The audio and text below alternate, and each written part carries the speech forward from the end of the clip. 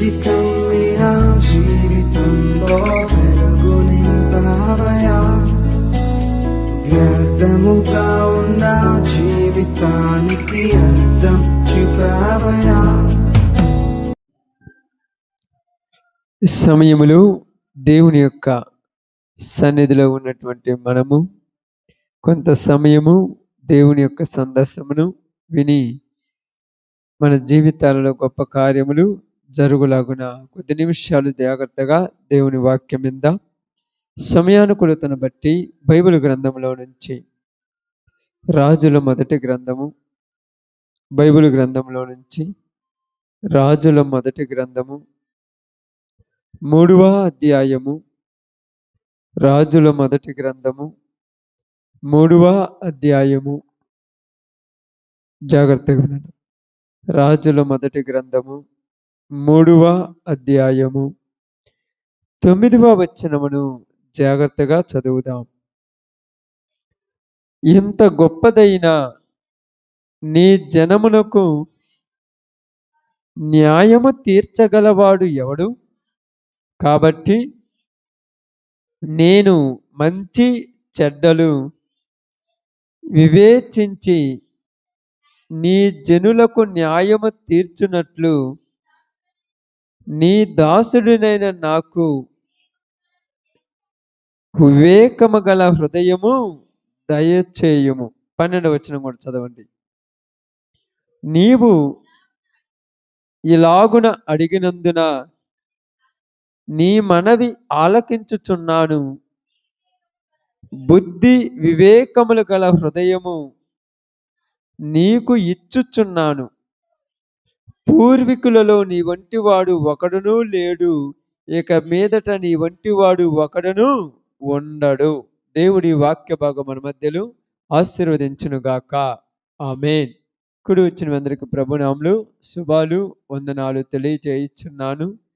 దేవుని యొక్క సన్నిధిలో ఉన్నటువంటి మనందరం కూడా శ్రద్ధగా ఈ మాటలను వినుట కొరకు ప్రయాసపడతాం. పరిశుద్ధమైనటువంటి లేఖనములో ఉన్న మాటలను అర్థం చేసుకోవటానికి ప్రయాసపడతాం.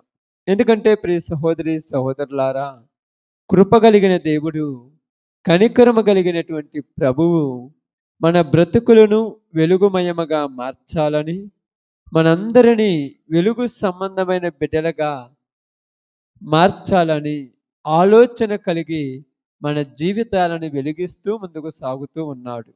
అయితే ఇక్కడ అర్థం చేసుకోవలసింది ఏమిటంటే, ఇక్కడ మనం చూసినప్పుడు దావీదు కుమారుడైనటువంటి సొలొమోను గారు మాట్లాడుతున్నటువంటి మాటను మనం అర్థం చేసుకుందాం. దావీదు రాజరికములో నుంచి దిగిపోయిన తర్వాత తన కుమారుడైనటువంటి సొలొమోనును రాజుగా చేశాడు. ఈయన రాజుగా అయినప్పుడు వెంటనే ఈయన చేసినటువంటి ఒక పని గురించి మనం ఆలోచిస్తే 4వ వచనం నుంచి మనం చదివినప్పుడు, గిబియోను ముఖ్యమైన ఉన్నత స్థలమై ఉండెను గనుక బలులను అర్పించుటకై రాజు అక్కడికి పోయి ఆ బలిపీఠం మీద 1000 దహన బలులు అర్పించెను. గిబియోనులో యెహోవా రాత్రివేళ స్వప్నమందు సొలొమోనుకు ప్రత్యక్షమై. జాగ్రత్తగా గిబియోనుకు సొలొమోను వెళ్ళాడు. వెళ్ళిన తర్వాత దేవుని యొక్క ఉద్దేశములను బట్టి దేవుడు నన్ను ఇంత గొప్పగా ఆశీర్వదించాడు, నన్ను ఈ సింహాసనం మీద కూర్చుని పెట్టాడు కాబట్టి ఆయనకు కృతజ్ఞతాస్తుతులు చెల్లిస్తానన్నట్టుగాను, ఆయనను ఆరాధించటానికి, ఆయనను మహిమపరచటానికి ఆ బలిపీఠం మీద ఎన్ని బలులు అర్పించాడంట? 1000 దహన బలులు. 1000 దహన బలులు అర్పించాడంటే 1000 అంటే మనందరికీ తెలుసుగా, 10 అంటే 10 దహన బలులు అర్పించడానికి ఎంత టైం పట్టుద్దమ్మా? 10 నిమిషాల? గంట? 2 గంటల?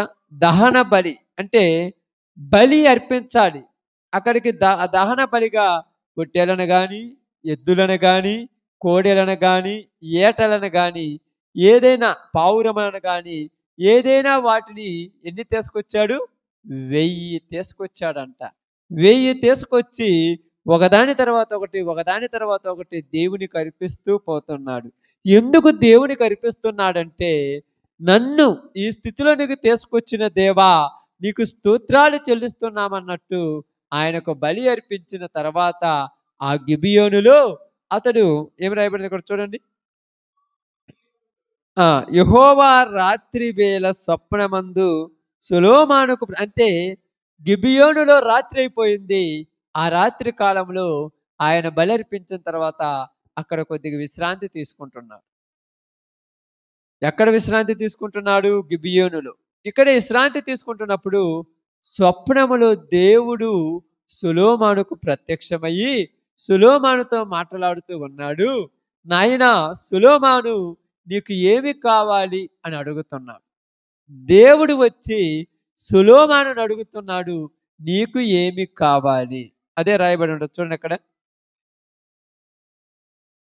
నేను నీకు దేనిని ఇచ్చుట నీకు ఇష్టమో దానిని అడగమని దేవుడు అతనితో సెలవీయగా, దేవుడు అంటే సొలొమోను దేవునికి దహన బలి అర్పించిన తర్వాత అక్కడ సొలొమోను రెస్ట్ తీసుకుంటున్నప్పుడు విశ్రాంతి తీసుకుంటున్నప్పుడు స్వప్నములో దేవుడే సొలొమోనుకు కనపడి, నేను నీకు ఏది ఇవ్వటానికి నీకు ఇష్టమో అది అడుగు, అంటే నీకు ఇష్టం వచ్చింది అడుగు అంటున్నాడు. ఎవరు వచ్చి అడగమంటున్నాడు? సర్వశక్తి కలిగిన దేవుడు. ఎందుకంటే ఆయనకు ఏదైనా ఇవ్వటానికి అర్హత ఉంది. సొలొమోను ఏదడిగినా ఆకాశం నుంచి భూలోకం వరకు యావత్ భూమి మీద లేదా, ఈ విశ్వమంతటిలో లేదా, ఆకాశ మండలం మొత్తంలో లేదా, ఎక్కడ ఏదడిగినా ఈయన మాత్రమే ఇవ్వగలడు. సర్వ అధికారము కలిగిన ఆయన, సర్వశక్తి కలిగిన దేవుడే సొలొమోను దగ్గరికి వచ్చి నీకు ఏది కావాలో అడుగు, నీకు ఇష్టం వచ్చింది అడుగు అన్నప్పుడు సొలొమోను దేవుని దగ్గర చేస్తున్న మనవే ఈరోజు మనం చెప్పుకునేటువంటి వాక్యం. ఎందుకంటే ప్రియ సహోదరి సహోదరులారా, మనందరం కూడా ఆలోచిస్తూ ఉంటాము, సొలొమోనును అడిగిన దేవుడు నన్ను అడిగితే బాగుండు అనుకుంటా. అంతే కదక్క. సొలొమోనును అడిగాడు. ఏమని అడిగాడు? నీకు ఏది ఇష్టమో అది నన్ను అడుగుము, నేను నీకు ఇస్తానన్నాడు. సొలొమోను దగ్గరకు వచ్చి ఎవరు అడుగుతున్నాడు? దేవుడే అడుగుతున్నాడు. సొలొమోను దగ్గరికి దేవుడు వచ్చి అడగటానికి గల కారణం ఏమిటి? కారణం ఏమిటి చెప్పండి. సొలొమోను దేవునికి ఇష్టానుసారముగా ఆ దినమంతా దేవునిలో ఉన్నాడు. ఆ రోజంతా దేవునితో గడుపుతున్నాడు. ఈ సింహాసనం వచ్చింది నా తండ్రి నాకు ఇయ్యటం వల్ల కాదు. ఎందుకంటే నా తండ్రికి నాలాంటి కుమారులు ఎంతో మంది ఉన్నారు. వాళ్ళ ఎవరికి కాదని నాకు వచ్చిందంటే మామూలు విషయమా? అదిగాక నేనేమి మామూలుగా ఉన్నటువంటి వాడిని కాదు.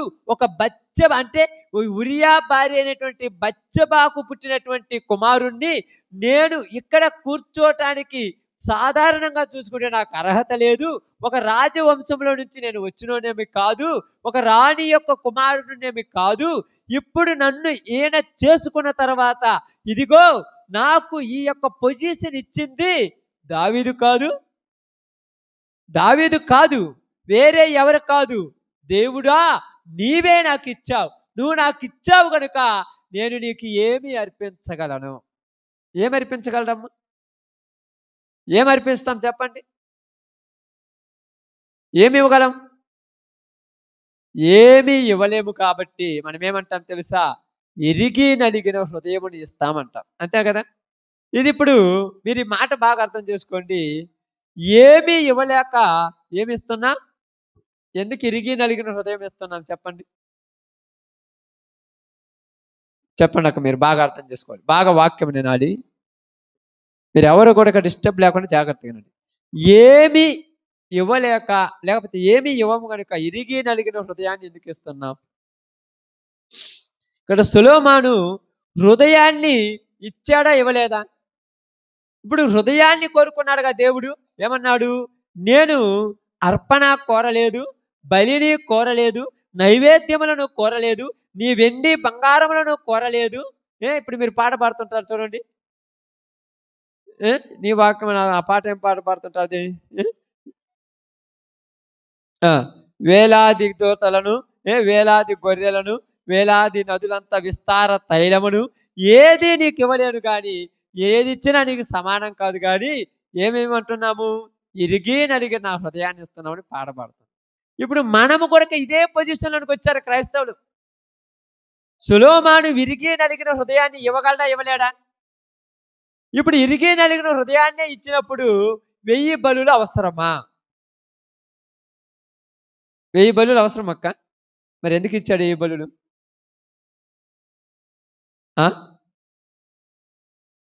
బాగా అర్థం చేయాలి, బాగా ఆలోచించాలి, బైబిల్ని ఆలోచించాలి మీరు. ఎన్నిక లేని ఆయన జీవితాన్ని గొప్ప చేశాడు కాబట్టి 1000 బలులు ఇచ్చాడంటమ్మా. ఇప్పుడు ఎన్నిక లేని మనల్ని ఇక్కడ తీసుకొచ్చాడు కాబట్టి మనము కూడా 1000 బలులకు సమానమైనది ఇస్తున్నామా? మరి లేదు కదా. అప్పుడు మనం ఏం చెప్తాము? దేవుడు ఏమన్నా ఆస్తులు కోరాడా, ఐశ్వర్యం కోరాడా? మన యొక్క విరిగి నలిగిన హృదయాన్నే కదా కోరిందంటే, ఇరిగి నలిగిన నీ హృదయాన్ని నువ్వు ఎందుకు ఇవ్వలేకపోతుందంటే, నీ హృదయం నిండా ఇవి ఉన్నాయి కనుక ఇవి ఇవ్వలేని నువ్వు హృదయాన్ని ఏమిస్తావు? అర్థమవుతుందక్క? ఇవే ఇవ్వలేని నువ్వు హృదయాన్ని ఏమిస్తావు? అందుకని సొలొమోనుతో మాట్లాడినట్టుగా దేవుడు నీతో మాట్లాడటం ఈరోజు. సొలొమోనును దర్శించినట్టుగా దేవుడు నిన్ను దర్శించలేకపోతున్నాడు. ఎందుకంటే సొలొమోనుకు లెక్క లేదు. ఏమంటే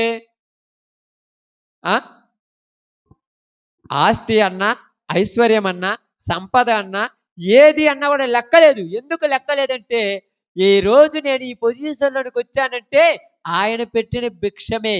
ఆయన తలుసుకుంటే మళ్ళా నన్ను ఎక్కడ తీసుకుపోగలడు?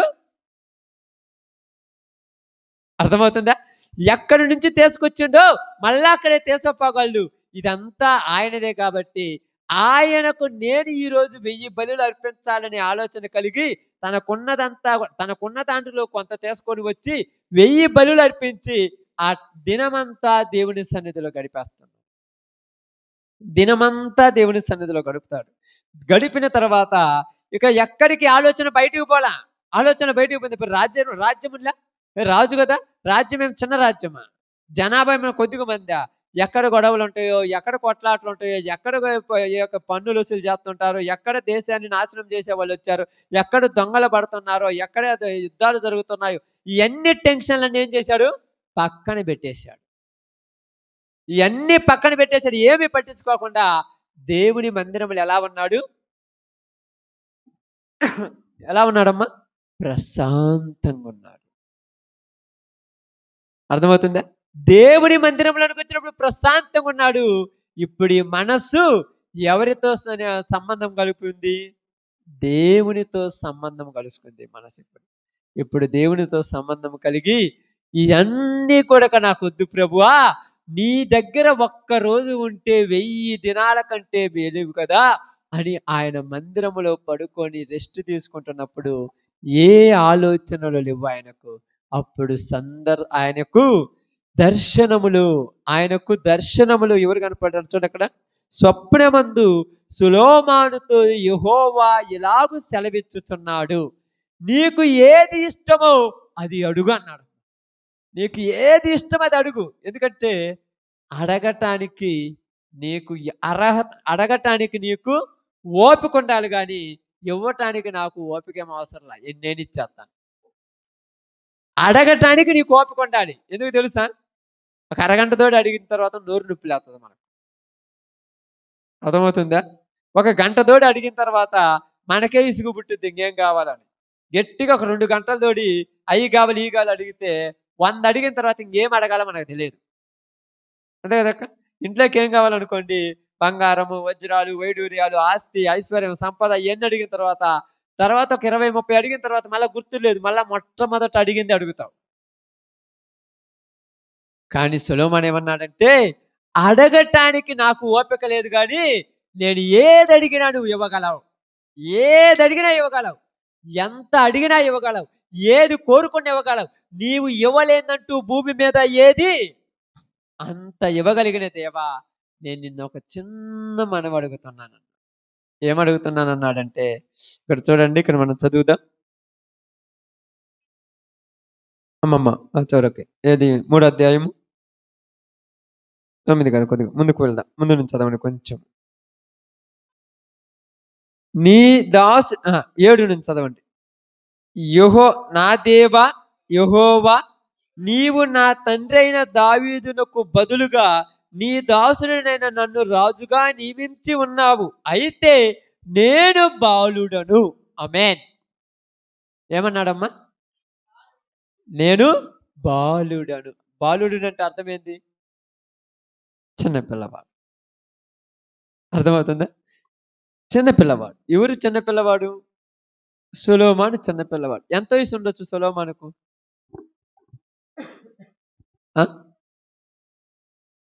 ఎంత వయసు ఉండొచ్చు అమ్మా? 10 సంవత్సరాలు, 5 సంవత్సరాలు, 20 సంవత్సరాలు, 30 సంవత్సరాలు. ఆలోచిద్దాం. ఇక్కడ మాట్లాడే మాట ఏంది? ఏమన్నాడు అక్కడ? నా దేవా యెహోవా, నీవు నా తండ్రి అయిన దావీదునకు బదులుగా నీ దాసుడినైన నన్ను రాజుగా నియమించి ఉన్నావు. అంటే నువ్వు నన్ను రాజుగా నియమించి ఉన్నావు. అయితే నేను బాలుడను. ఎందుకు బాలుడు అన్నాడు? ఎందుకు బాలుడు అన్నాడు చెప్పండి అక్క. ఎందుకు బాలుడు అన్నాడంటే, ఇక్కడ సొలొమోను వయసు ఇంచుమించు 20-25 మధ్యలో ఉంది. ఇంచుమించు అంటే సందాసు చెప్తాను 20-25 మధ్యలో ఉండుంటది. కానీ నేను బాలుడిని ఎందుకు అంటున్నాడంటే, ఈ పట్టము కట్టిన తర్వాత దీన్ని ఎలాగ పరిపాలన చేయాలో నాకు తెలియదు. ఆమేన్. ఏ విషయంలో బాలుడు? రాజ్యమును ఏలే విషయములో బాలుడను. రాజ్యములో మనుషులతో మాట్లాడే విషయంలో బాలుడను.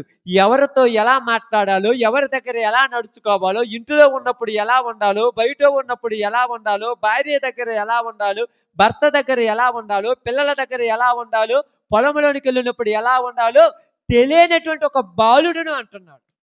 ఇప్పుడు మనకు అన్ని తెలిసినటువంటి పెద్దోళ్ళం తెలియనటువంటి ఒక బాలుడును. అందుకేమన్నాడు తెలుసా? నేను బాలుడను కాబట్టి ఏమన్నాడు చూడండి, కార్యములు జరుపుటకు నాకు బుద్ధి చాలదు. ఏమి చాలదంట? బుద్ధి అంటే బలము చాలదన్నాడా? బలము కాదు కావాల్సింది. ఏం కావాలి మనిషికి? అది ఉండాలి. ఒక్కలను గెలవాలంటే ఉండాల్సింది బలం కాదు. ఈరోజు బలాన్ని చాలా మంది అంటారు, తిండి బాగా తినరా, బాగా ఉండాలరా, కనీసం ఊరన్ని ఎదురైతే కొట్టే శక్తి ఉండాలరా, బాగా తినరా అని అంటారు. ఉండాల్సింది బలము కాదు, ఉండాల్సింది బుద్ధి. ఎందుకు బుద్ధి ఉండాలి? ఎందుకు ఉండాలని చెప్పండి. ఎందుకు ఉండాలి? ఆలోచించండి అక్క.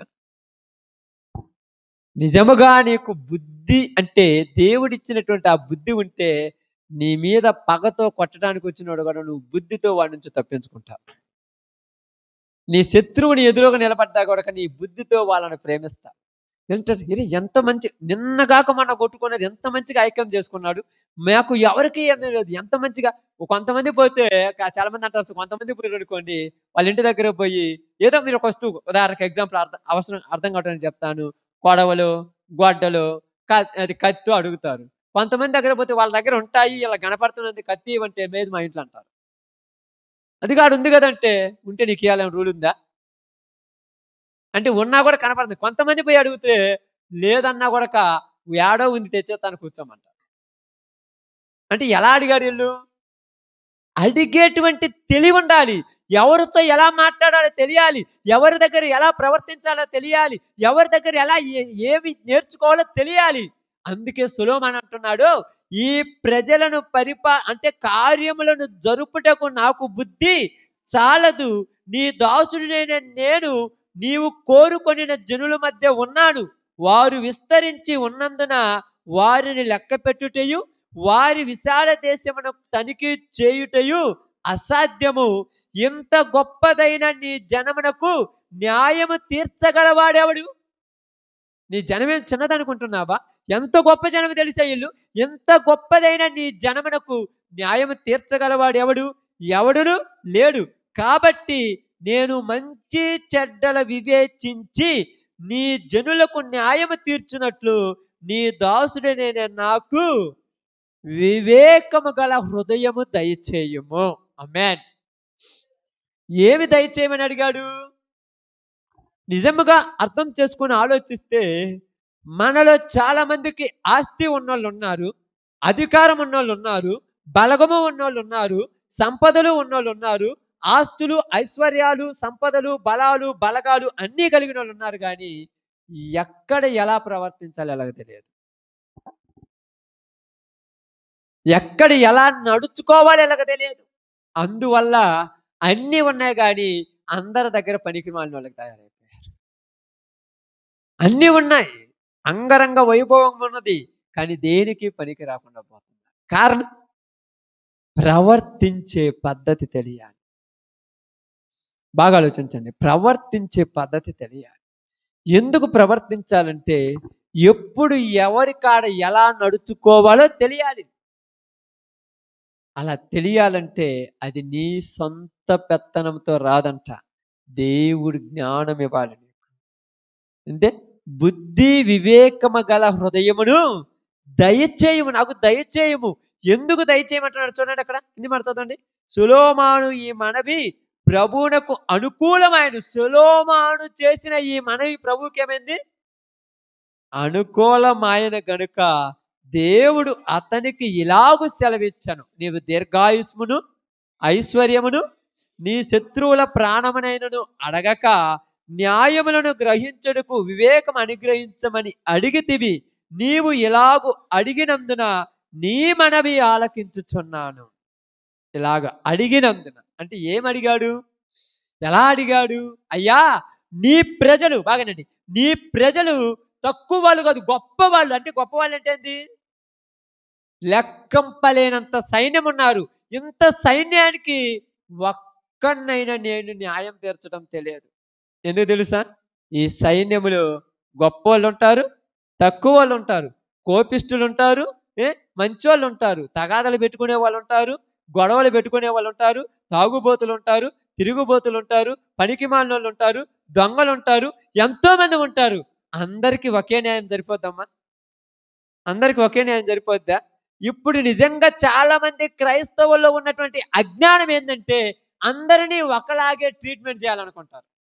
అది కరెక్ట్ కాదు. అర్థమవుతుందా? ఇప్పుడు కడుపులు నొప్పి అని పోతే ఏం చేస్తాడు? ఒక టాబ్లెట్ ఇచ్చేస్తాడు. కడుపుల నొప్పి కోసం ఒక టాబ్లెట్ ఇస్తాడు.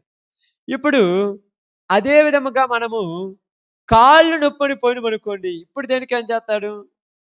టాబ్లెట్ ఇస్తాడు. అవునా? అదే కాలు బెనికింది అనుకోండి, టాబ్లెట్ ఇస్తే ఏమవుతుంది వద్ద? నొప్పికి బెనుకుకు వేరుంటది. దీనికి మందు పోయాలి, దానికి టాబ్లెట్ వేయాలి.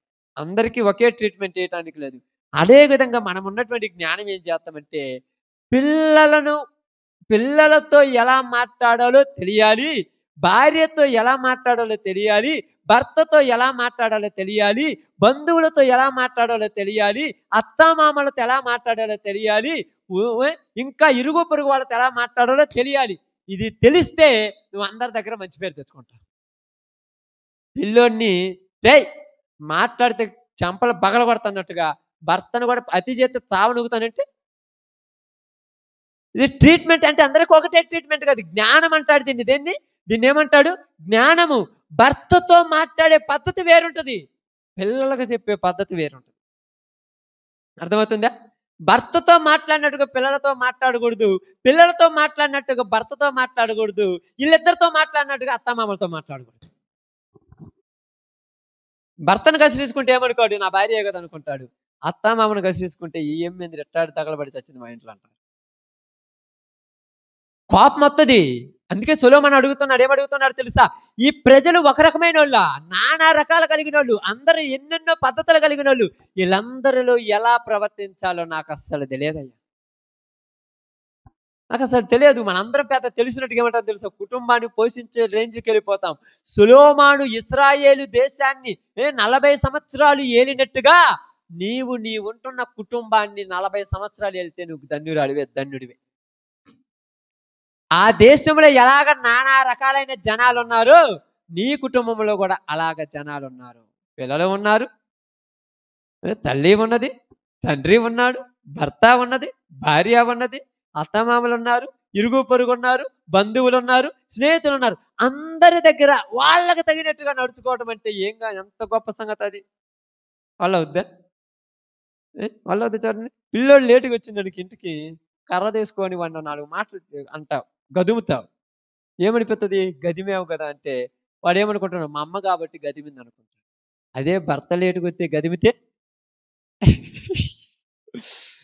ఇప్పుడు రెండింటికి తేడా ఏముందంటే ఎవరితో ఎలా మాట్లాడో తెలియాలి ఇక్కడ.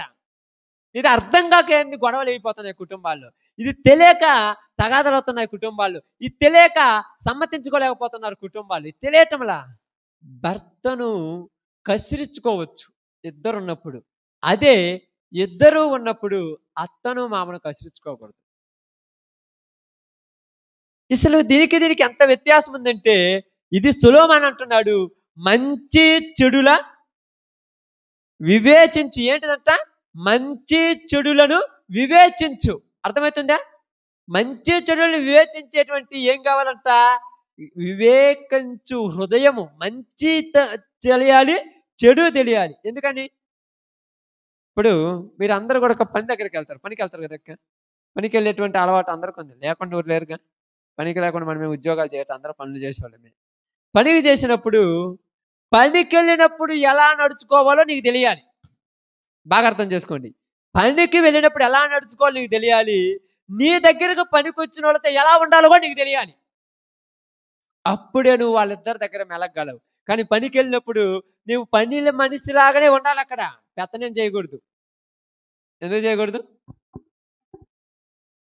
నాకు 20 ఎకరాలు ఉంది, నాకు 50 ఎకరాలు ఉంది, నేను చేశాను పని. నువ్వు అన్ని చేసినప్పుడు నువ్వు వీడికి ఎందుకు కూలికొచ్చు? నువ్వు ఆలోచించాలి. నువ్వు అన్ని చేసినప్పుడు నువ్వు ఇట్లా రాకూడదు. అప్పుడు నువ్వేం చేయాలి? నువ్వు వెళ్ళిన పని నువ్వు చేసుకొని నీ టయానికి నువ్వు ముగించుకొని వస్తే నిన్ను ఎవరు ఇబ్బంది పెట్టరు. ఇలా కాకుండా నీ పొలంలోకి పోతే 10 మందిని పనికి పిలుచుకున్నప్పుడు వాళ్ళకు నువ్వు చేసే పెత్తనం వేరుంటది. వాళ్ళకి చెప్పుకోవటం. ఇప్పుడు నువ్వు నీ పొలంలోనికి వచ్చిన వాళ్ళకి చెప్పినట్టుగా నువ్వు కూలికి వెళ్ళిన వాళ్ళకి వాళ్ళతో పక్కన వాళ్ళకి చెబితే అటువంటిది ఎలా ఉండదు చెప్పండి అమ్మా. కూలికి వచ్చిందాన్ని నువ్వేంది పొదుగుకులు నాకు చెప్పేదాన్ని. నువ్వు నాలా కూలి మనిషి వచ్చేయి అన్నాడు. నాకు కూడా నీ పొలం ఉంటే నీ దగ్గర చూసుకో, ఇక్కడ అలా ప్రవర్తించకూడదు. అందుకనే ఈ రోజులు మనుషుల పద్ధతులు, మనుషుల జీవితాలు సక్రమంగా ఉండకపోవడానికి గల కారణం ఏంటంటే ఎక్కడ ఎలా ప్రవర్తించాలో తెలియదక్క. పాపం చాలా మందికి 100కు 90 మందికి తెలియదు. మనం అనుకుంటున్నా నాకు అన్నీ తెలుసని. అన్నీ తెలుసు అనుకుంటావా? అన్నీ తెలుసు అనుకున్నంత వెర్రితనం ఇంకోట్లేదు. అన్నీ ఎవరికి తెలియదు, తెలుసుకోవాలి. అందుకని చూడండి చాలాసార్లు చిన్నదానికి పెద్దదానికి ఎవరి మీద కసిరించుకుంటావు? ఎవరి మీద కసిరించుకుంటావు? అందరిని ఒకేలాగా చూస్తావు కాబట్టి అందరి మీద కసిరించుకుంటావు. అందరి మీద కసిరించుకుంటే నేను మంచోడు మంచిది అంటారు అంటారా? నిజంగా చెప్పండి. పిల్లలు అన్నం కింద పారబోసారు అనుకో, పిల్లల్ని ఏమంటావు? ఏమంటారు అక్క? కసిరించుకుంటావు, తిడతావు. ఏంద్రీ అన్నం తింటాం, బుద్ధి లేదా, చిన్న చేత కదా అంటావు. అదే అన్నము వృద్ధాప్యంలో ఉన్న వాళ్ళు బారపోతే నువ్వు తిట్టొచ్చా? ఎందుకు? ఇంకా ఆలోచించండి. ఎందుకనమ్మా? ఎందుకంటే వాళ్లకు వీళ్ళకు ఒకే ట్రీట్మెంట్ కుదరదు. వాళ్ళని గద్దించావు, వీళ్ళకి చెప్పుకోవాలి. నిదానంగా తినొచ్చు కదా, జాగ్రత్తగా తినొచ్చు కదా. ఏం కదా నేను ఎత్తేస్తాను, నువ్వు రా పక్కకు రా. ఇప్పుడు రెండిట్లో ఇప్పుడు ఈ మాట అన్నావు చూడు, నువ్వు అసలు బోబెట్టప్పుడు కూడా నీ గురించి 100 మంది చెప్పేస్తాను, నాకు వాళ్ళు చాలా మంచిది రా. ఎందుకు? నువ్వు అంటున్నావు పళ్ళెం నేను ఎత్తాను, నువ్వురా, నువ్వు కింద పడతావు, నువ్వు జాగ్రత్త రా పక్కకు రా, నేను ఎత్తేస్తాను, నేను తుడుస్తాను, నువ్వు రా, నువ్వు ఏంద్రా ఎంత పంచుగా పడుతుంది. నా కూతురు నా కొడుకు కూడా ఇంత బాగా చూసుకోలేదు అనుకో. పిల్లలను గద్దించినట్టుగా పెద్దలను గద్దించకూడదు, పెద్దలకు సరిది చెప్పినట్టుగా పిల్లల దగ్గర మళ్ళీ చెప్పకూడదు. ఏం కాదు రాయ్యా నేనున్నాను, ఈడింగా అతి చేస్తాడు. అందుకని సొలొమోను అంటున్నాడు, ఇంత జనాంగము మధ్యలో నేను ఎలా నడుచుకోవాలో నాకు తెలియదు. అధికారం వచ్చిందనగాని వెంటనే నేను ఎర్రవేగల సొలొమోను దేవుని దగ్గరికి వెళ్ళి జ్ఞానం అడుగుతున్నాడు. ఎందుకంటే బైబిల్ గ్రంథంలోనికి వెళ్ళి చూసినప్పుడు దానియేలు గ్రంథము 2వ అధ్యాయము, దానియేలు గ్రంథము 2వ అధ్యాయం 21 వచనం ఒకసారి చూద్దాం, చూడండి.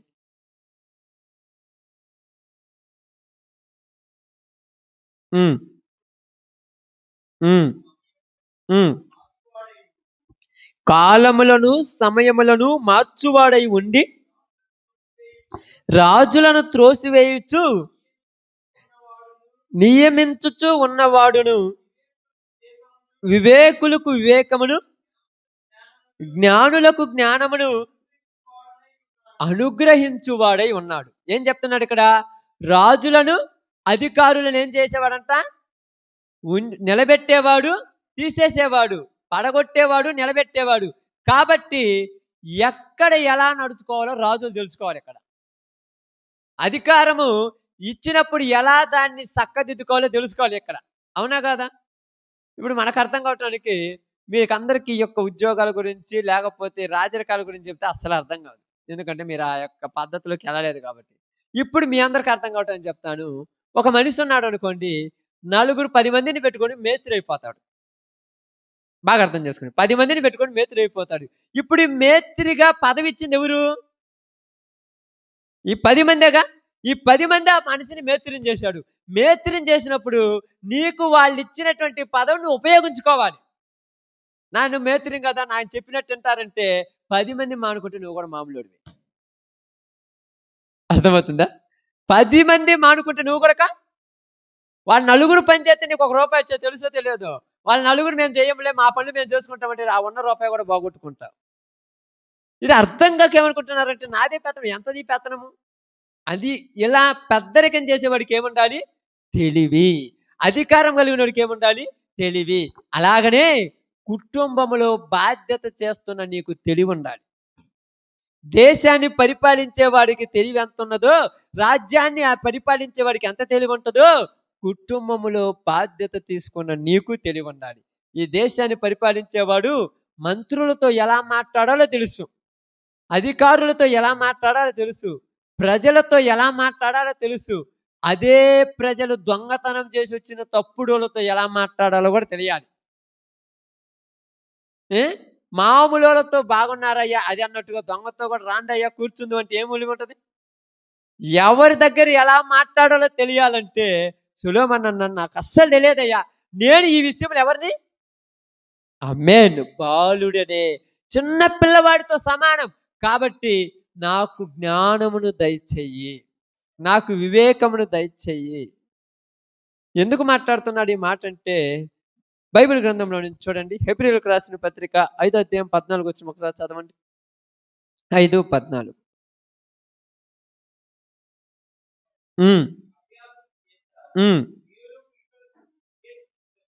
వయస్సు వచ్చిన వారు అభ్యాసము చేత మేలును కీడును వివేచించుటకు సాధకము చేయబడిన జ్ఞానేంద్రియములు కలిగి ఉన్నారు. ఏమి కలిగి ఉన్నారు? జ్ఞానేంద్రియములు. జ్ఞానేంద్రియములు అంటే ఏంటివి? జ్ఞానేంద్రియములు అంటే ఏంటి? బాగా ఆలోచించండి.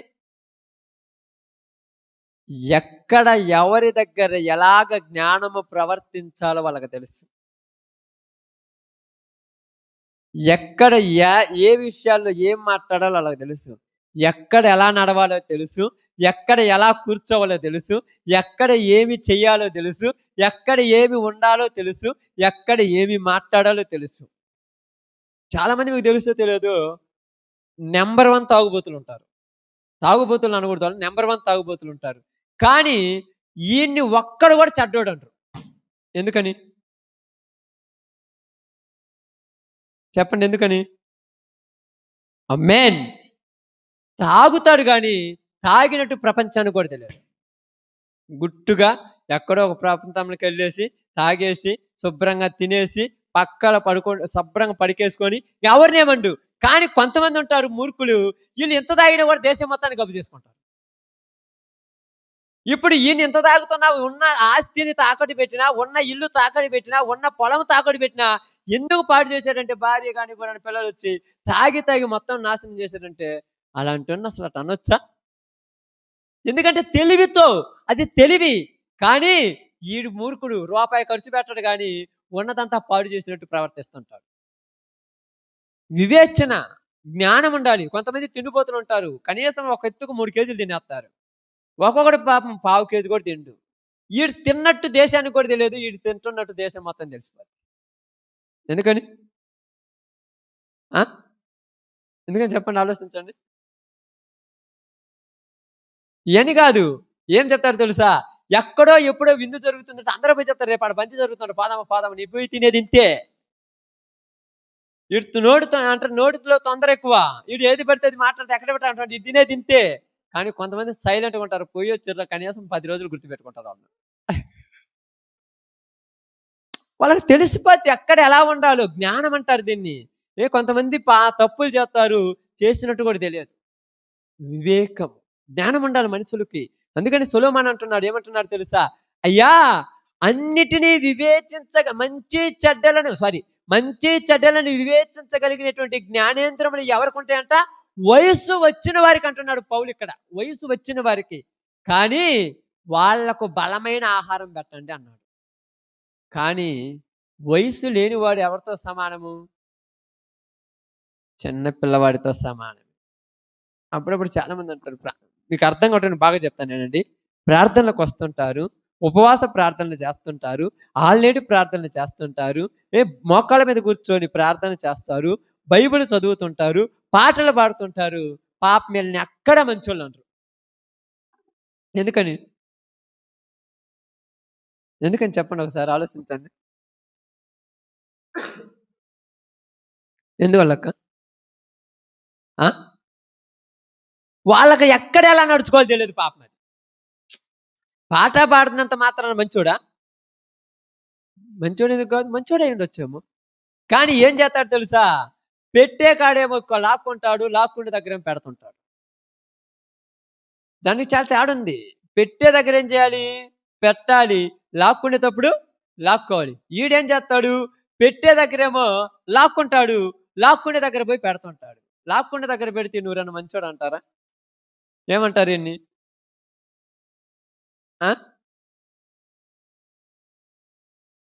నిజంగా చెప్పాలంటే అందరికి లాక్కుండే దగ్గర తెలుసు కదా, అందరు పోయి భోజనం తింటుంటారు, ఫ్రీగా పెడుతున్నారు, భోజనం తింటుంటారు. ఇట్టా దిక్కుపోయి 100 రూపాయలు ఇచ్చి భోజనం తిన్నాడానికి ఏమంటారు చెప్పండి? పెరివాడు అంటారా? ఎందుక ఈయన్ని ఏందంటారంటే ఎంత గర్వమో చూడు, వీడికి ఎంత అహంకారమో చూడు. ఇంటికి పోతే ముద్ద గతి లేదు కానీ 100 రూపాయలు ఇచ్చి పెడుతున్నాడు, ఎందుకు అవసరమా? అవును కదా. హ్యాపీగా నీళ్ళుంటాయాడ, పోయి 20 రూపాయలు పెట్టి వాటర్ బాటిల్ కొనుక్కొచ్చుకొని తాగుతుంటాడు. హ్యాపీగా తాగొచ్చు కదా. ఈ బాటిల్ ఆ బాటిల్ ఒకటే 20 రూపాయలు పెట్టి ఎందుకు కొనుక్కొచ్చుకున్నాడు? అదే మూర్ఖత్వం అంటే. అర్థమైందా? మరి పెట్టేది ఎక్కడ? అప్పుడప్పుడు ఇంటికి అనాథలు కానీ ఎవరైనా అడుక్కున్న వాళ్ళు వచ్చినప్పుడు వాళ్ళకు బోయి పెట్టాలంటే వాళ్ళకి పెట్టకుండా ఈడ మాత్రం ఏం చేస్తారు? పని చేసుకోవాలివా, బతకలేవా అంటే ఇక్కడ పెట్టాలి. ఇక్కడ పెడితే నీకు విలువ, అక్కడ లాక్కుంటే నీకు విలువ. ఊరకు వచ్చినప్పుడు నువ్వు లాక్కోవాలి. అందరికి ఇస్తున్నారు, నీకు ఇస్తారు. అప్పుడప్పుడు మీకు తెలుసు కదా, మన కరోనా టైంలో ఏం చేశాడు? ఫ్రీగా కూరగాయలని, బియ్యం అని ఫ్రీగా ఇచ్చాడు. 5 కేజీలు బియ్యం ఫ్రీగా ఇచ్చాడు. మాకొద్దంటే ఇచ్చినప్పుడు తీసుకో. మళ్ళీ అప్పుడప్పుడు వస్తుంటారు, ఇదిగో పేదోళ్ళ కోసము దేశంలో కొద్దిగా అది చేస్తున్నాము, ఇదిగో మీ దగ్గర నుంచి కొద్దిగా తీసుకుంటున్నామంటే ఎందుకు తీసుకుంటున్నారు అని అడిగితే, ఎక్కడ పెట్టాలో ఎక్కడ తీసుకోవాలో తెలిసినోడు జ్ఞానవంతుడు. వాడిని ఎవరు కూడా తప్పు పట్టడు. అదే ఇప్పుడు క్రైస్తవులకు ఉన్నటువంటి అజ్ఞానం ఏంటంటే ఎవరి దగ్గర ఎలా ప్రవర్తించాలో తెలియదు పాపం. ఎందుకు తెలియదన్న బాగా తెలుసు అంటారు, కానీ ఏం తెలిసేలా పాపం చెప్పండి. గొడవలు ఆడే దగ్గర పోయి నువ్వు తలకాయ దూరకూడదు. అసలు జ్ఞానం కలిగినోడు ఏం చేస్తాడు తెలుసా? ప్రశాంతం పోయి పడుకొని నిద్రపోతాడు. నిద్ర రాదంటే రాకపోయినా కళ్ళు మూసుకుంటాడు, దుప్పటి కప్పుకొని నిద్రపోతాడు. ఏం ఎంత జరుగుతున్నా కూడా ఏం మాట్లాడలేదంటే అనుకుంటాను, కానీ అక్కడ డిస్టర్బ్ అయిపోయి నోరు తెరిచి ఒక మాట అన్నావా, ఉన్న దరిద్రం మొత్తం నీ మీదకి వచ్చి పడుతాడు. ఎందుకంటే అక్కడ కలపడేది నువ్వే. జ్ఞానం కలిగినోడు ఏమంటాడు తెలుసా? ఎక్కడ మాట్లాడాలో తెలుసు, ఎక్కడ మౌనము ఉండాలో తెలుస్తుంది జ్ఞానం కలిగినోడికి. మనకు మౌనంగా ఉండాల్సిన దగ్గర ఏం చేస్తాం? పోయి అవునా కదా? నిజం కాదా చెప్పండి? ఇక్కడ చర్చికి వచ్చేది దేనికి? మౌనంగా ఉండి వాక్యం విని వెళ్ళిపోవటానికి. అవునా కాదా? కానీ ఇక్కడికి వచ్చి ఏం చేస్తాం? మాట్లాడుతుంటాం. మౌనంగా ఉండవలసిన మాట్లాడాల్సిన ప్రదేశాల్లో ఏమి నోరు తెలియనట్టు ఉంటుంటాం. ఏందమ్మా మూగదానివి ఏం మాట్లాడమంటే, నేను ఆవిడతో మాట్లాడండి. ఆడ మాత్రం ఊరితో మాట్లాడు, ఈడికొచ్చి మాత్రం అందరితో మాట్లాడుతుంటా. ఇప్పుడు ఎవరన్నా మంచోళ్ళు అంటారు చూడండి. ఇంకా మీకు చెప్పాలంటే ఏ ఏ పని చేయాల్సిన టైంలో ఆ పని చేయాలి అంతే. పనిని మీ పని చేసేటప్పుడు ఇంకో పని చేసేటోడికి ఎటువంటిది? అది అజ్ఞానం అంట. కాబట్టి సొలొమోను ఇక్కడ ఏమన్నాడంటే, జ్ఞాన వివేకము కలిగిన హృదయం ఎందుకు దయచేయమన్నాడంటే, నేను బాలుడని. 20 సంవత్సరాల బాలుడేందంటే, ఎవరి మీద ఎలాంటి పరిపాలన చేయాలో నాకు అందుకే కదా మీకు తెలుసో తెలియదో ఈ మధ్య కాలంలో పెళ్ళిళ్ళు భలే అయిపోతున్నాయి. మూడో కంటికి కూడా తెలవకుండా పెళ్ళిళ్ళు అయిపోతున్నాయి. అంటే ఏదో ఎత్తుకొని పోయి తీసుకొచ్చి నేను అన్నట్ట తప్ప అయి మాట్లాడట ఇక్కడ. ఎలాగంటే 3 రోజుల్లో పోతారు, పెళ్లి మాట్లాడుకుంటారు. 4గో రోజు అది ఇది అంటారు. 5దో రోజు కట్నాలు అయిపోతాయి. 6 రోజు ముహూర్తం పెట్టేస్తారు. 7 రోజు అయిపోద్ది. ఒక 4, 5 నెలలు 4, 5 రోజు ఒక 2, 3 సంవత్సరాలు తిరగగానే ఇద్దరు బిడ్డలు అయిపోతాయి. ఆపరేషన్ చేపించుకున్నది వెంటనే పక్క కాపురం పెట్టేస్తది. ఏంది ఇంత తొందరగా అయిపోయిందంటే అవును మరి. ఎందుకు?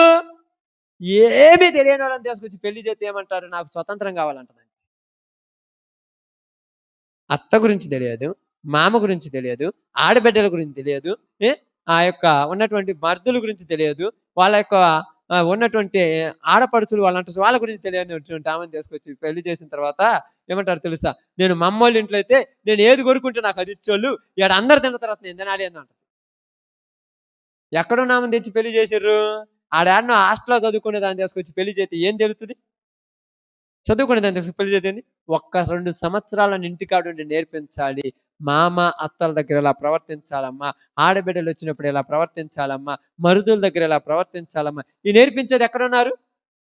ఇప్పుడు ఎక్కడ నేర్చుకుంటున్నారు? ఈ సెల్ ఫోన్‌లో రీల్స్ వస్తుంటే వాడు చూసి అవునా ఎంత బాగున్నాయి అనుకుంటారు. నిజంగా చెప్తున్నాను. ఇవి నేర్పించేటువంటి కుటుంబాలు కరువైపోయినాయి. ప్రతి వాళ్ళు చదువు నేర్పిస్తున్నారు. చదువు ఏం చేయడానికి ఈ చదువు? సంస్కారం లేని చదువు ఉపయోగం ఉందక్క? సంస్కారం లేని చదువు ప్రయోజనమే లేదు. కానీ చదువు నేర్పిస్తుందనట్ల సంస్కారంతో కూడిన చదువు కావాలి ఇప్పుడు. ఎక్కడ ఎలా ప్రవర్తించాలో తెలియాలి ఇప్పుడు. చాలా మంది పెద్ద పెద్ద చదువులు చదువుతుంటాడు. 10 మందిలోకి వచ్చి వృద్ధాప్యంలో ఉన్నోడిని బూతు మాటలు తిట్టి వెళ్ళిపోతాడు. అందరూ ఏమంటారంటే వాడు చదువును బట్టి, వాడి హోదాను బట్టి వాడికి ఇలువెత్తారేమో గాని, వాడు తిట్టిన మాటను బట్టి ఎందుకురా ఈడుగు దున్నపోతు ఒకటేనంటారు. ముసలి వ్యక్తి ఉంటాడు అక్కడ నిలబడి ఉంటాడు. పోతా పోతా కారులో పోతుంటాడు. ఏయ్ కళ్ళు కనపడతాం లేదా పక్క జరుకోని అన్నాడుకోండి. వాడిని ఎవరైనా మంచోడు అంటారా? నీకు అహంకారం ఉండొచ్చు, నీకు డబ్బు ఉండొచ్చు, నీకు బలం ఉండొచ్చు, నీకు ఉండొచ్చు. కానీ ఎదుటి వాళ్ళని గౌరవించే గుణం కూడా ఉండాలి. అది ఎలా వత్తది? అది ఎలా వత్తది?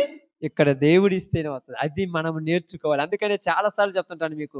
మనిషి ఎన్ని సంవత్సరాలు బతికినా నేర్చుకునేవాడే. చెప్పే రేంజ్ కాదమ్మా అది నేర్చుకునే రేంజ్. ఎన్ని సంవత్సరాలను కొత్తవి నేర్చుకోవడం మనం నేర్చుకోవాలి. అందుకని ఇక్కడ అదే మాట్లాడుతున్నాడు. బాలుడికి బలమైన ఆహారము తాగదు. అందుకనే సంఘ పరిచర్యలో ఉన్నప్పుడు, సంఘములో పరిస్థితులు చేస్తున్నప్పుడు సేవకులమైనటువంటి నాకు చాలా జ్ఞానం కావాలనుకుంది. ఇంకా కావాలి. ఎందుకంటే 4 రకాల మనుషులు వస్తారు సంఘానికి. ఒక రకమోళ్ళక్క ఒకళ్ళు చేదరించుకుంటారు, ఒకళ్ళు కసిరించుకునేవాళ్ళు ఉంటారు, ఒకళ్ళు మంచోళ్ళు ఉంటారు, ఒకళ్ళు చెడ్డోళ్ళు ఉంటారు. అంటే చెడు అంటే తప్పు చేసే విధంగా కాదు. ఏదో ఒక చిన్నదానికి పెద్దానికి తగాదాలు పెట్టుకున్నోళ్ళు ఉంటారు. కొంతమంది బలహీనులు ఉంటారు, కొంతమంది బలవంతులు ఉంటారు.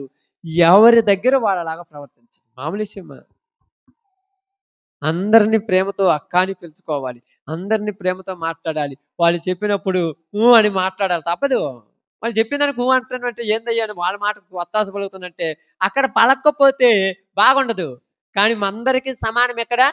ఇక్కడ మాత్రం సమానం అందరూ. వాక్యం దగ్గరికి వచ్చినప్పుడు అందరూ సమానమే. మిగతా సందర్భాల్లో అందరికీ అన్ని విషయాల్లో అనుకూలంగా మారాలంటే ఏమి కావాలి? జ్ఞానము కావాలి. అన్ని విషయాలు అనుకూలంగా వెళ్ళిపోవాలి. అనుకూలంగా వెళ్ళిపోవడం అంటే మామూలు విషయమా? ఎంతమందిని సమర్థించుకోవాలి తెలుసా? ఎంతమందితో సమ్మతించుకొని వెళ్ళిపోవాలి తెలుసా? మనల్ని తిట్టినోళ్ళు ఉంటారు, మనల్ని అసహించుకున్న వాళ్ళు ఉంటారు, మన గురించి చెడు మాట్లాడిన వాళ్ళు ఉంటారు. మనకు తెలిసినా కూడా మనకు తెలియనట్టు వాళ్ళ దగ్గర ప్రవర్తించాలి. అది ఎంత కష్టం? చాలా కష్టం కదక్క. మన ఇంట్లో ఉన్నటువంటి మనుషులే మన గురించి చెడ్డగా చెబితే రేపు పొద్దున వాళ్ళ దగ్గర వాళ్ళు ఎటు చూడగానే ఎటు తిరిగిపోతారు. ఏంది నా కళ్ళెరు చూస్తున్నట్టు నిన్న నన్ను ఆ మాట ఎందుకు చెప్పావు అందరిలో అని మాట్లాడుతాను. కానీ ఇప్పుడు అలా ఉండకూడదు ఇక్కడ సంఘంలో. ఎందుకంటే సులోమానుకున్న పరిస్థితి కూడా అట్టాడితే రాజ్యం మీద పెత్తనం చేయాలి. రాజ్యంలో ఎంతమంది ఉన్నారు? అందుకని ఏమన్నారు తెలుసా? నీవు ఇచ్చినటువంటి ఈ రాజ్యాన్ని అంటే ఈ జనాలను ఏలాలంటే నాకు అస్సలకు అంటే ఈ యొక్క వయస్సు అంటే ఈ యొక్క జ్ఞానం సరిపోదయ్యా, బుద్ధి చాలదయ్యా, దయచేసి నాకు బుద్ధి ఇవ్వయ్యా అంటున్నాడు. ఈరోజు మనం ఎవరమైనా అడుగుతున్నాం అక్క, ప్రార్థనకు వచ్చిన తర్వాత ఎందుకు అంటున్నారంటే మనందరినీ మనం ఎక్కడ ఎలా ప్రవర్తించాలో తెలియటం. పాస్టర్ గారి దగ్గరికి వచ్చినప్పుడు అందరూ వందనాలు చెప్తారు, పాస్టర్ గారు చెప్పినప్పుడు అందరూ బుద్ధిగా వింటారు, పాస్టర్ గారిని అందరూ గౌరవిస్తారు.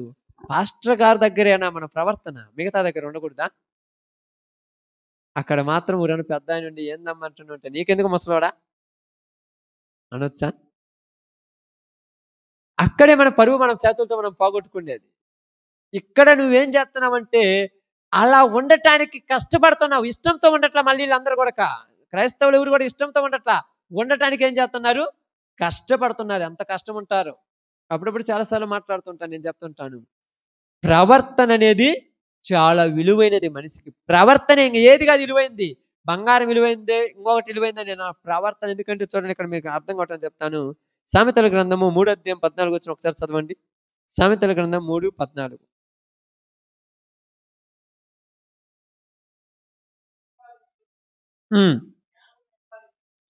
13 చదువు. జ్ఞానము సంపాదించిన వాడు ధన్యుడు,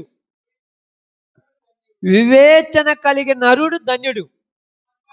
వెండి సంపాదించుట కంటే జ్ఞానము సంపాదించుట మేలు, అపరంజి సంపాదించుట కంటే జ్ఞాన లాభము నొందుట మేలు.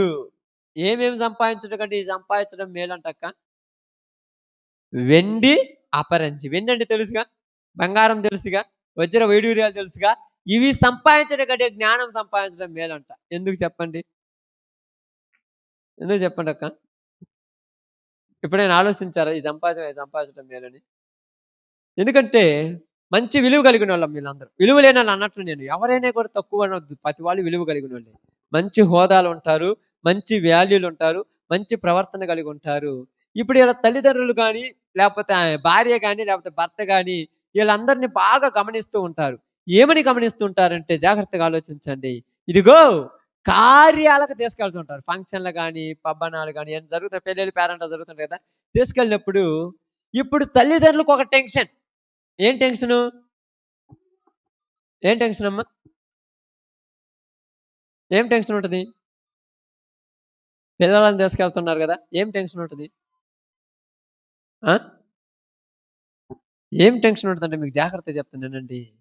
ఈ పిల్లలు అక్కడికి వచ్చిన తర్వాత ఎక్కడ తప్పుగా ప్రవర్తిస్తారని భయపడుతుంటారమ్మా.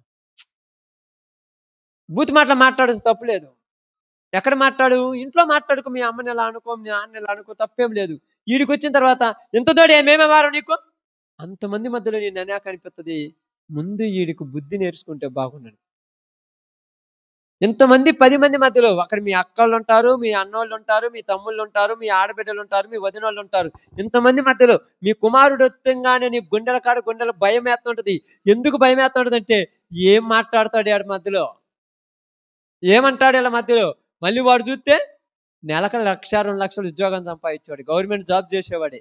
ఇంత చేసేవాడు వీళ్ళందరి మధ్యలోకి ఎలా వస్తాడో? తాగి వచ్చి ఉంటాడు. వాడు ఏం మాట్లాడతాడో వాడికి అర్థం కాదు. వాడి నోట్లు ఇంతలా జరదాకెళ్ళి అంటారు చూడండి, పానుపర గుట్కాలు పెదాం కింద ఇంతలా రాజకీయాన్ని పెట్టుకొని వస్తాడు. ఇంతమంది మధ్యలో నా కొడుకుని చెప్పుకోవడానికి నీకు ఎంత చిన్నతనం అవుతుందో తెలుసా? ఛీ, ఇట్టా తోడు పుట్టకపోతే బాగుండు అనిపిస్తుంది. ఎందుకు? అందరూ తప్పులు చేసేలే, ఎవరు పర్ఫెక్ట్ అని చెప్పట్లా. కానీ వాళ్ళ దగ్గరికి వచ్చిన తర్వాత నీ పరువు తీసేది వాడే. నీకు ఉండొచ్చేమో, ఒకవేళ చిన్న హ్యాబిట్స్ ఉండొచ్చేమో, చెడ్డ అలవాటు ఉండొచ్చేమో, ఉంటే ఉన్ని 10 మందిలోనికి వచ్చినప్పుడు నీ విలువను కాపాడుకోవాలి. నీ ఒక్కడితోనే పోతే దరిద్రం ఎదిరిపోద్ది. అది నీకు వల్ల నీకు, నీ భార్యకు, నీ తల్లికి, నీ తండ్రికి, నీ ఇరుగు పొరుగు వాళ్ళకు, నీతో ఉన్నటువంటి వాళ్ళకు, నిన్ను సపోర్ట్ చేసే ప్రతి ఒక్కడికి అది విలువ తక్కువ తనమే. అప్పుడప్పుడు చాలాసార్లు కొంతమంది ఉంటారు, నేను చెప్తాను, ఒకటే మాట చెప్తాను. పర్సనల్గా చెప్పేస్తాను. నీ ఇష్టం ఉంటే ఏదైనా చేసుకో, కానీ 10 మందిని పిలిచినప్పుడు ఇలా ఉంటే మమ్మల్ని పిలవద్దని చెప్తాను. ఎందుకు? విలువ పోగొట్టుకునే దానికి పోవటం అవసరం అక్క? విలువ ఉండే దగ్గరికి రావాలి. వీడిప్పుడు ఎంతో సంపాదించాడు, ఆస్తి ఉంటుంది, ఐశ్వర్యం ఉంటుంది, సంపద ఉంటుంది, కానీ ఏమీ లేదు, విలువ లేదు. విలువ లేని వాళ్ళతో ప్రయోజనం ఉంటుందా? విలువ లేని వాళ్ళు ఉపయోగం ఉండదా? అందుకని సొలొమోను ఏమన్నాడు తెలుసా? నేను వీళ్ళ దగ్గరలో నా విలువ పోగొట్టుకుని నాకు విలువ ఉంటుందా? ఇద్దరు తల్లులు వచ్చారు ఒక బిడ్డను తీసుకొని. అయ్యా, ఇదిగో రాత్రి మేమిద్దరం చెరొక బిడ్డ ఉన్నది, మా ఇద్దరం పడుకొని నిద్రపోతున్నాము. ఈమె నిద్రలో తన బిడ్డ మీద పడింది, ఆమె బిడ్డ చనిపోయింది. నా పక్కలో బిడ్డను తీసుకొని నా బిడ్డ అంటుంది. మా ఏ బిడ్డ, మా ఇద్దరిలో ఎవరి బిడ్డో చెప్పు అని చెప్పింది. సొలొమోను దగ్గరికి రాగానే సొలొమోను కొరకు ఆలోచిస్తున్నాడు, ఏందబ్బా ఇలా జరిగిందని. కానీ ఏమా నా బిడ్డ అంటుంది, ఏమా నా బిడ్డ అంటుంది. ఇప్పుడైతే స్కానింగ్లలో పుట్టుమచ్చలు ఏదో చూడొచ్చు, ఫోటోలు ఉంటాయి. అప్పుడేమున్నాయి? ఇద్దరు ఏమంటారు, ఇద్దరు నీ బిడ్డ, ఇద్దరు నా బిడ్డలు అంటున్నారు. ఎవరికి ఇచ్చినా కూడా వాళ్ళకి అన్యాయం చేసినట్టే. అందుకని ఏమన్నాడు, ఆ బిడ్డ చనిపోయింది కాబట్టి ఈ బిడ్డను కూడా చంపేద్దాం. సగం చేసి సగం ఏళ్ళకు సగం వాళ్ళకి ఇద్దామన్నాడు. ఇప్పుడు ఒక ఆమెనదు, అలాగైతే అయ్యా ఆ బిడ్డను ఏం చేయొద్దు, ఆ బిడ్డను ఆమెకి వెయ్యి, నా బిడ్డ కాదులా అన్నది. ఎప్పుడు ఏమన్నా తెలుసా, నేను చెప్పానుగా అసలు ఆమె బిడ్డ కాదు నా బిడ్డ అని చెప్పాను. కానీ ఏమనగానే వెంటనే సొలొమోను నుండి, ఈ బిడ్డ నీ బిడ్డ కాదు, ఏమి బిడ్డ అని చెప్పాడు. ఎందుకు అలా చెప్పాడంటే, ఏ కన్న తల్లి తన బిడ్డను చంపేయమని చెప్పదు. నువ్వు చంపేయమన్నావంటే నువ్వు కఠినరాలు, నీ బిడ్డ కాదు, నీ బిడ్డ చచ్చిపోయింది కాబట్టి ఈ బిడ్డను కూడా చంపేయమంటున్నావు. ఈ జ్ఞానంతో చెప్పినప్పుడు సొలొమోను జ్ఞానం గురించి ఎంతో గొప్పగా చెప్పుకున్నారంట దేశాలలో. అందుకని ఇక్కడ అదే చెప్తున్నారు చూడండి. ఆస్తులు సంపాదించుకుంటారమ్మా కష్టపడి పని చేస్తే. నేను చెప్తున్నాను చూడండి, ఇప్పుడు మీరు చేస్తున్నారుగా పనులు, 24 గంటల క్షణం తీరక లేకుండా, తినడానికి లేకుండా, ఉండటానికి లేకుండా, కనీసం కంటిన్యూగా నిద్ర కూడా లేకుండా, దేవుని కూడా గుర్తు పెట్టుకోకుండా రాత్రింపగలు చేస్తున్నారుగా. ఆ ముంతం చేస్తే ఇంతకు 4 గంటలు సంపాదించవచ్చు, కానీ విలువను సంపాదించడం కష్టం. ఆస్తులు లేని వాళ్ళు ఉన్నారా? అంతస్తు లేని వాళ్ళు ఉన్నారా? ఒక్కొక్కరి దగ్గర, అంటే మనమని కాదు, ప్రపంచంలో ఒక్కొక్కరి దగ్గర ఇంతలా మూటలు డబ్బులు ఉన్నాయిగా, కానీ 10 మందిలో పోతే ఊరికి అన్నందేమో చెప్పండి. ఎందుకు లేదు? విలువ ఎందుకు లేదు చెప్పండి? ప్రవర్తన బాగలేదు. కరెక్ట్ ఎక్కడ ఎలా నడుచుకోవాలో కూడా తెలియదు, ఎందుకు అంటాడో కూడా తెలియదు. 10 మంది ఇంటికి వచ్చినప్పుడు పద్ధతిగా ఉండటం తెలియదు వీడికి. పెద్దోళ్ళు ఇంటికి వచ్చినప్పుడు ప్రవర్తించడం తెలియదు. 10 మంది గంభీరంగా ఉన్నప్పుడు ఈడు పనికి మళ్ళీ పని చేస్తాడు ఇట్లా టైం. వరే ఈ పనిలో దిట్టమే కానీ అప్పుడప్పుడు చాలా మంది ఏమంటారు తెలుసా, గొడ్డులాగా పని చేస్తాడు కానీ వీడికి ఏం తెలియదు అంట.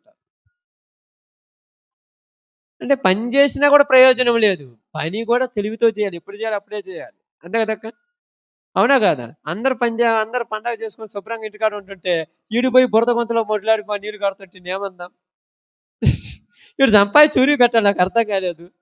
వీడు చేసి ఊరి చేయాలి. అందరు ఇంటికాడ శుభ్రంగా ఉండి మంచిగా అన్నం వండుకొని శుభ్రంగా తలపైకి స్నానం చేసుకొని కొత్త బట్టలు కట్టుకొని ఒక పూట ఇంటికాడ శుభ్రంగా ఉండాలనుకుంటుంటే ఈడు పోయి ఆ టైంలో కూడా రాత్రింపగల ఆ యొక్క దువ్వలోనో బురదలోని పెరులాడి చేస్తా ఉంటే ఏం చేయటానికి వీడికి ఉపయోగం ఉందా? మీరు అనొచ్చు, పని చేసుకుంటాను కదా బతికేదంటే. ఒక 4 రోజులు పని చేయకుండా మీరేం చచ్చిపోతారని చూద్దాం.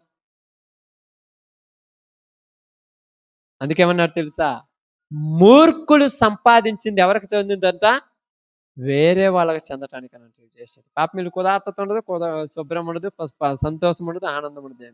అందుకని ఇక్కడ ఏమన్నారు చూడండి, వెండిని సంపాదించుట కంటే, బంగారము సంపాదించు కంటే జ్ఞానము సంపాదించుట మేలు.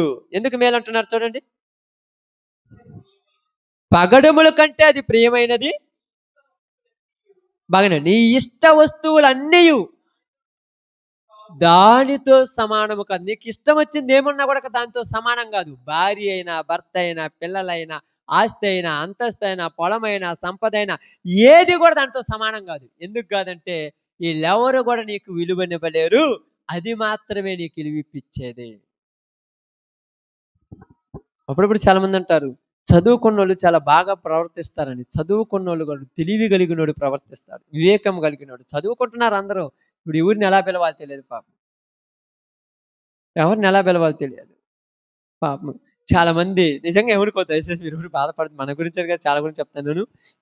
చాలా మంది అవ్వ జేజ్ అనే పేర్లు మర్చిపోయిన రోజులైంది. ఎందుకని పిలిచేవాళ్ళు లేరుగా. వాళ్ళు ఎవరు పిలుస్తున్నారు? పోయే రాయే. చదువుకున్నాడు కూడా పోయే రాయి. ఏంది ఈ పేరు పిలవటం అసలు? అమ్మా నాన్న అని పిలిచే రోజులు ఉన్నాయా? అది కాదే ఇది కాదే ఏందది? తెలివి ఉండాలి. ఎవరిని ఎలా పిలవాలి? ఎవరి దగ్గర ఎలా నడుచుకోవాలి? ఎవరికి ఏమి చెయ్యాలి?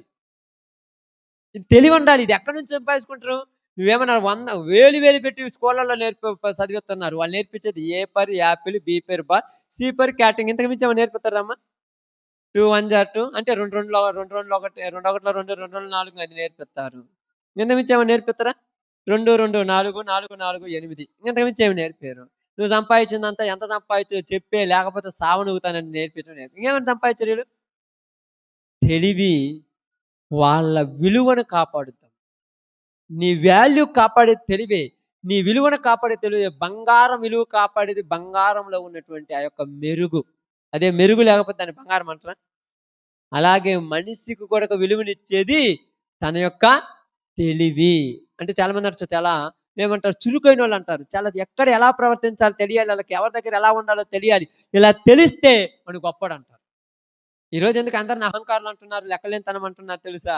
ఇప్పుడు చాలా మంది ఏమనుకుంటున్నారంటే, నేను ఎవరికంటే తక్కువ అంటే ఎవరికంటే తక్కువ కదా, అందరూ కరెక్టే, నేను కాదనట్లేదు.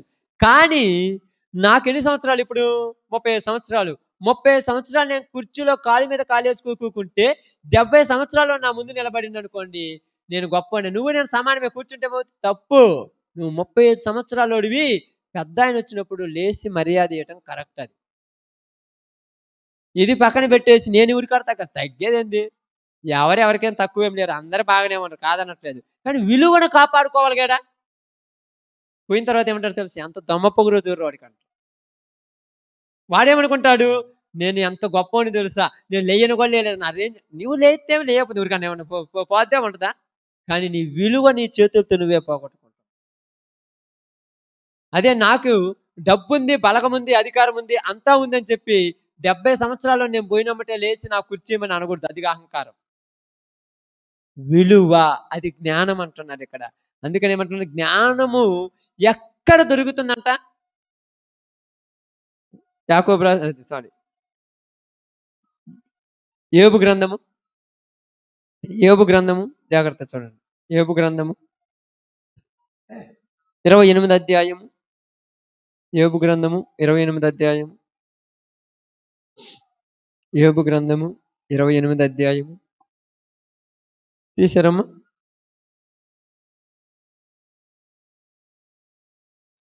12 నుంచి. అయితే జ్ఞానము ఎక్కడ దొరుకును? వివేచన దొరుకు స్థలము ఎక్కడ ఉన్నది? నరులు దాని విలువను ఎరుగరు, ప్రాణులున్న దేశములో అది దొరకదు. బాగానండి. జ్ఞానము ఎక్కడ దొరుకును, వివేచన దొరుకు స్థలం ఏదని ఒకడు అడుగుతున్నాడు. అయితే అక్కడ ఏమంటున్నాడు తెలుసా? నరులు దాని విలువ ఎరుగరు. దేని విలువ? జ్ఞానము విలువ నరులకు తెలియదంటాం. మరి దేని విలువ తెలుసు? ఇప్పుడు చెప్పండి, దేని విలువ తెలుసు?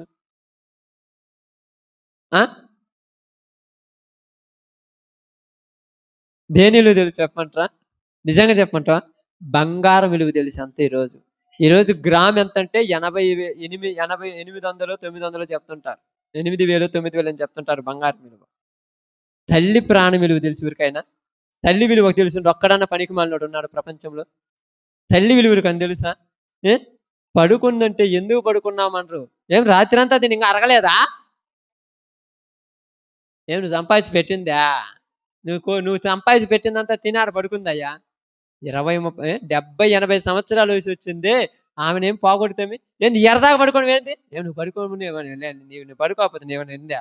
కట్టుకున్నది, సంపాదించుకుంది, అవసరమైతే రాత్రి పగులు పడుకోండి నిద్రపోతే నీకెందుకు? తొందరపో. 500కి ఇచ్చి నిలువ కూడా తల్లిదండ్రులకి ఇట్లా ఈరోజు లోకంలో ప్రజలు 500 కాగితానికి ఇచ్చి నిలువ. 500 కాగితం చూశారు ఎప్పుడన్నా? సంపాదటం తెలుసు, చూడటం కూడా తెలియదు అంటారా? చూశారు కదా? దానికి ఇచ్చి నిలువ కూడా తల్లికేరు. 500 రూపాయల కాగితం కింద పడితే ఎమ్మటే, 500 కూడా కాదు, రూపాయి పిల్ల కింద పడితే ఎమ్మటి పట్టుకొని కళ్ళ కదుకుంటారు. తల్లి కింద పడితే చూసి నడవలేవు. ఎందుకు మా పడ్డావు, ఏమైందని చేయబట్టుకొని లేపి దిక్కున్నారా? కింద పడితే ఎమ్మటెమ్మటో తెలుసా, కళ్ళ కద్దుకుంటారు. మాలత్యం కింద పడిందిరా, మాలత్యం కాదురా పనికి మాలినోడా. తల్లి కింద పడితే, తండ్రి కింద పడితే, వృద్ధాప్యంలో ఉన్నావు ఎందుకు మా ఇంతగా కష్టపడాల్సిన పని ఏముంది, ప్రశాంతంగా ఉండని చెప్పట్లా. ఎందుకు తెలియదంటే వాడికి ఏమి లేదంటుంది బైబిలు. జ్ఞానం విలువ తెలియదు వాడికి. జ్ఞానం విలువ తెలిస్తే ఎవరిని ఎలా చూసుకోవాలో తెలుసా వాడికి. మరి దేని విలువ తెలుసు? అందరికి తెలిసే దీని విలువే. అప్పుడప్పుడు చాలా మంది ఏమంటారు తెలుసా, నువ్వు రూ. 10 కూడా పనికిరావు అంటారు. నీ నెత్తిన రూ. 10 పెట్టి నువ్వు ఊరుకుంటారు. మనిషిని ఊరుకుంటారక్క. ఈడు పనికి మాలినోడు కాకపోతే రూ. 10 నెత్తిన పెట్టి అమ్మాల్సిన అవసరం ఏముంది, నాకు అర్థం కాలేదు. ఈయనేమందాం, ఇంకా మనిషి అందామా గుడ్డు అందాం ఇన్ని.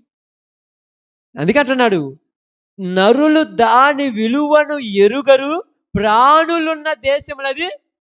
అంటే ప్రాణాలతో ఉన్న వాళ్ళ దగ్గర దొరకలేదంట. ఎందుకు దొరకలేదంటే వీళ్ళందరికి కావాల్సింది ఏంది?